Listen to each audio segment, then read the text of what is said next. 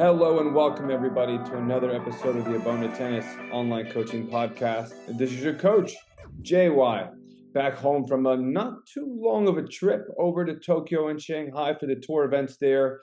Back home now, back to work, and back to helping parents navigate their child's high performance junior tennis journey because it's a difficult one. And some might disagree, but for me, I think the parent plays the most important role in a child's life. Not the coach, the parent, because the coach, the training environment, all that, you can change that. You don't like your coach, you can go on to a new one. You don't like your training environment, you can find a new one. Kids can't find new parents. Okay, so it's very, very important for parents to learn how to manage their journey well, because if not, they can totally ruin it.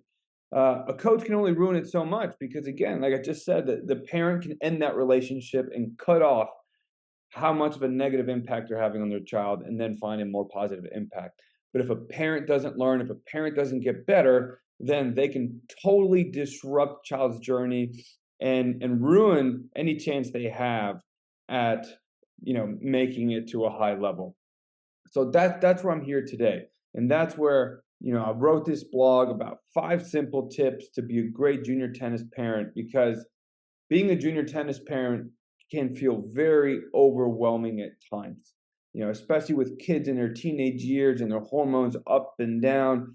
So easy to second guess yourself because even when you say the right thing, they disagree with you. Even when you're trying to be calm and patient, they don't think you care enough.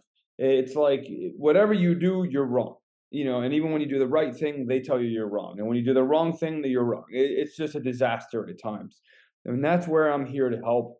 And that's why I got these 5 simple tips for you that hopefully, if you haven't started implementing and you haven't learned them, then maybe this can help you become a better junior tennis parent, have a healthier relationship with your child, which is the most important thing here. As much as we want them to achieve their goals, at the end of the day, I think every parent and child will end up agreeing, right? The parent already agrees with this. The child will end up agreeing upon this when they're an adult, is that there's nothing more important than the relationship between the parent and the child. Yeah, there's no amount of winning that can overcome a failed parent and child relationship. So here we go. Hope this helps. And if there's some other good ones from parents out there that have already gone through this journey, or maybe they're on their second child and they learned a lot through their first one, please let me know. Even I'm discovering a lot of great things out there and love to hear from everybody. So let's get into tip number 1. Stay away from talking about tennis during dinner. Now, in reality, I would like to stay away from talking about their tennis at all meals, but I think dinner is a great place to start because it's the last meal of the day. It's when everyone is the most tired and most susceptible to reacting negatively to things that they don't like. We also want to separate the child's tennis life from their family life as much as possible. The healthiest home environment, the healthiest parent-child relationship is when the child can come home and it's home. It's not an extension of their tennis, and they're coming home to mom or dad or brother and sister, and they're not coming home to assistant coach dad and general manager mom. And it's not because of the good days. It's because of the bad days. See, when your child is winning matches and playing great, you can talk about tennis all day long and they'll love it. They'll just take it all in and just have the greatest of times. It's fantastic. They can talk about it all day. But when they lose their match or have a bad day of practice, the last thing they want to do is talk about it some more. And guess what? They don't have to talk about it. Okay? It's just tennis. It's separate. If you want to talk about schooling, a little bit different, chores or whatever, that's home stuff. Okay? But tennis doesn't need to be at the home. We can leave that at practice. We can leave that with their coaches. All right? All these kids need when they come home is love and support from their family. They don't need more coaches. They need a place where they can leave their tennis problems at the door, eat in peace, and go to bed without being angry at their parents as well. Okay?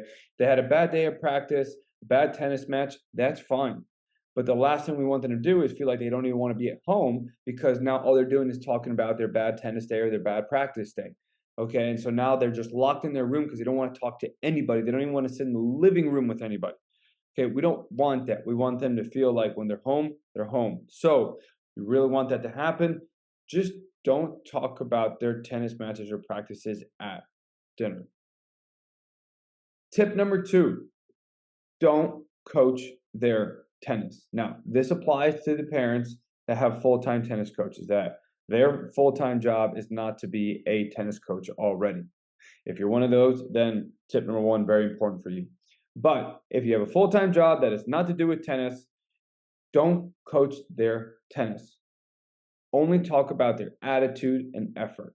You already tell them what to do on a daily basis regarding getting their homework done, waking up, brushing their teeth, doing their chores, and everything else that goes into raising a child.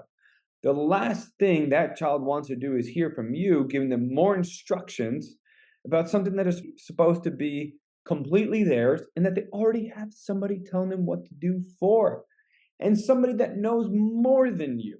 So don't jump in and step in to fill a role that is already filled. Okay? They have their coach, let that coach take care of everything.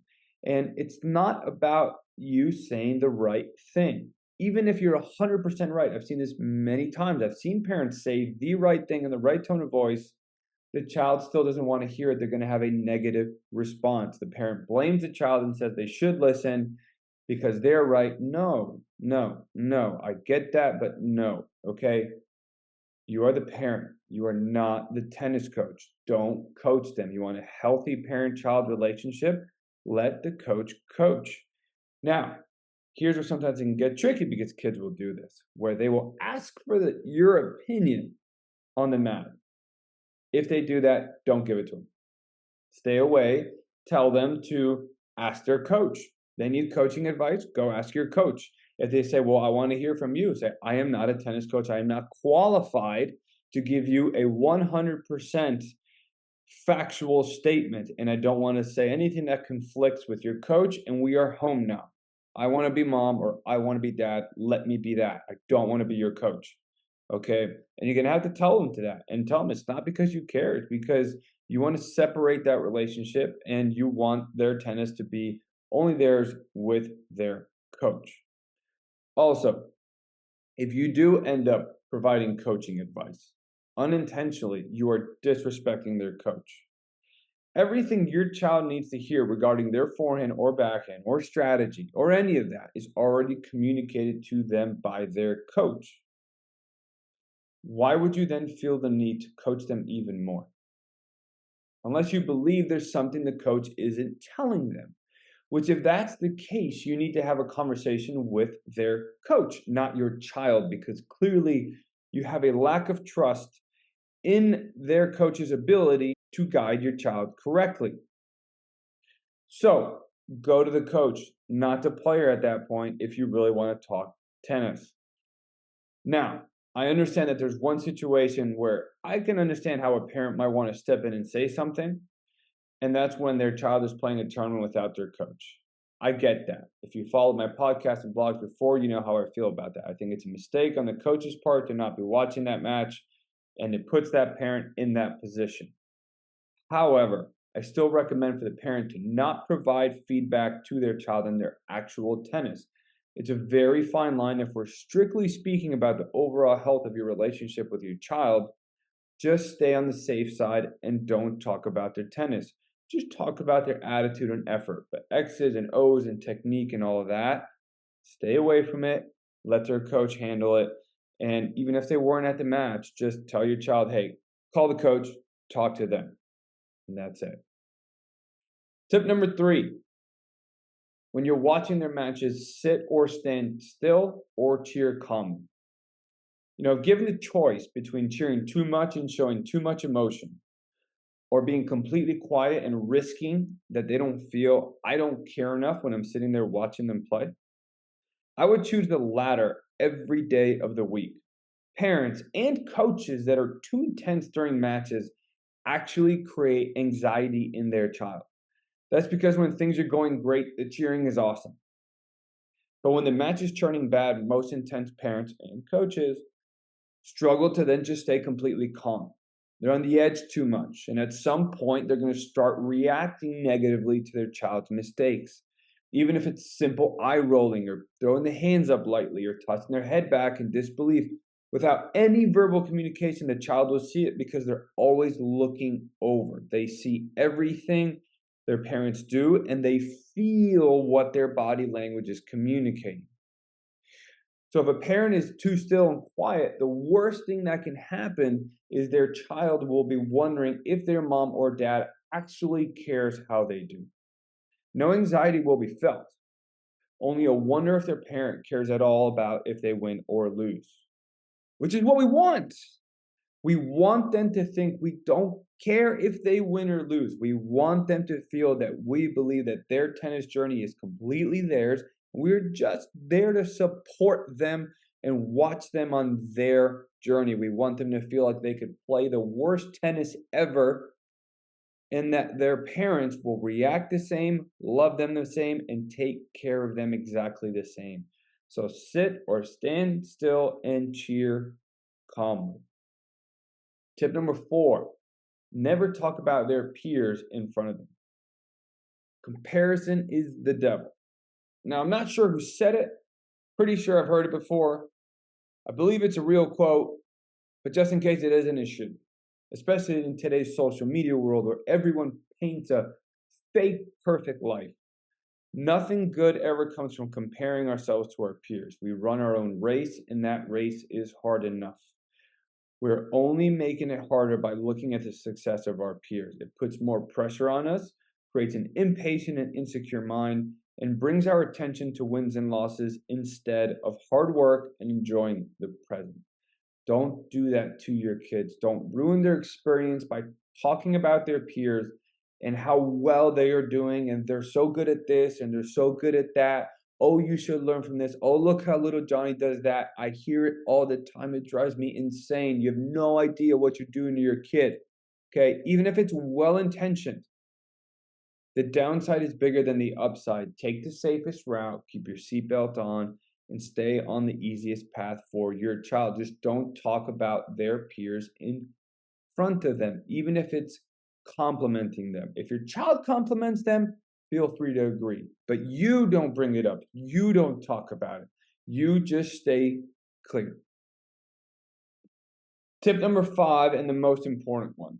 Never, ever, ever, ever mention ranking or UTR. If you want to guarantee that your child becomes result-oriented, focused on wins and losses, and is afraid to lose, talk about their ranking or UTR.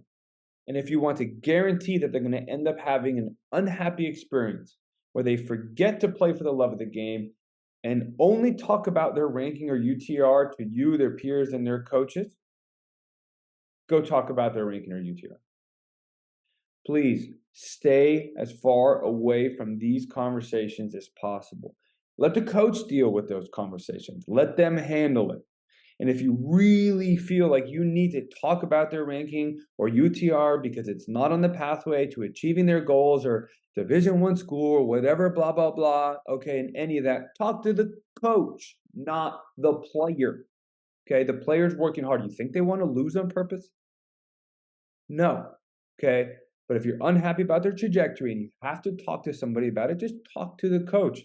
And if the coach feels the need to somehow relay it to them, they have the experience on having that conversation in a healthy fashion. And again, it removes you from talking about tennis. It removes you from putting any kind of focus on their results. Okay, and that's what we want. We don't want them to think that you as the parent actually care about their wins or losses. Now, so what can you talk about? We've already mentioned you can talk about their attitude and effort. Just please not at the dinner table. You can compliment things in their game. Again, just not at the dinner table.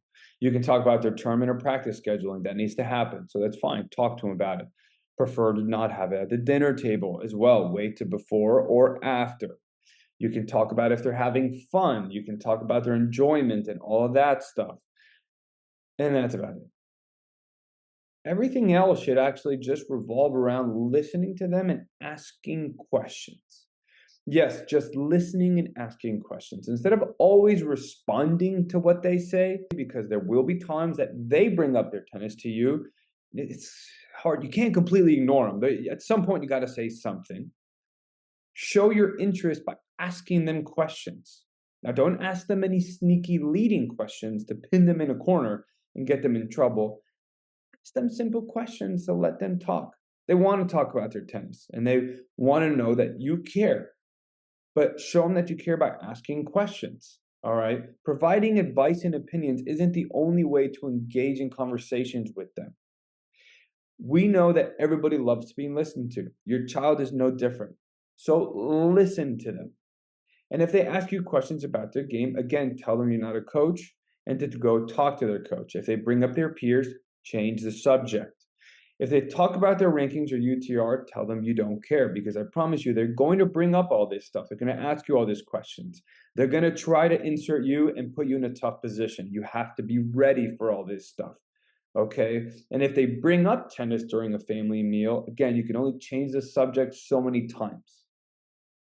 And you can't say, stop talking about tennis at the dinner table when tennis is such a big part of their life, and maybe even yours if they're very far along their journey and you're traveling a lot, right? Sharing a lot of experiences at these places. So you can't just 100% ignore tennis at the dinner table. But the most important thing is that you're not bringing up their tennis, you're not providing advice or opinions, and you are not talking about results or ranking or UTR or any of that. You are just asking questions and follow-ups to let them talk about it. But be careful.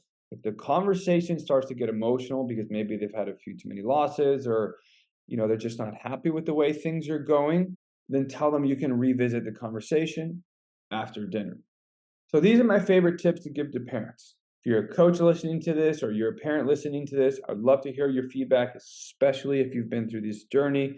And I'd love to know what helps others and also what hasn't helped. What have you tried that maybe you'd want somebody else to just not try?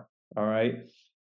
It's a difficult journey for parents, and hopefully we can get them all the coaching they need, and myself too, as I'm providing them coaching. So please share your thoughts and feedback. Good luck out there, and let's enjoy this beautiful fall weather.